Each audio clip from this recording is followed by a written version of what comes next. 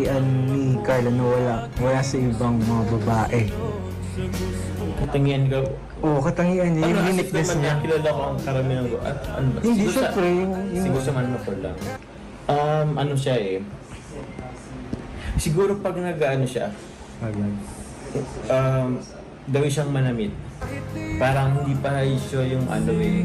Yung iba kasi sobrang magpa-sexy yung damit. Parang revealing. Kita yung mga skin, mga pero siya kasi hindi. Parang ano rin siya. Conservative Siya manamit.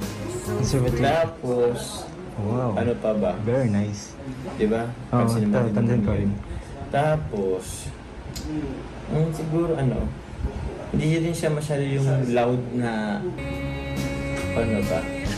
Expressive. Hindi rin siya expressive masyado. Okay. Kung halimbawa, kung merong mga isang grupo na nagkikwentuhan, siya siguro dyan lang Isolated lang siya. Isolated or kaya, okay.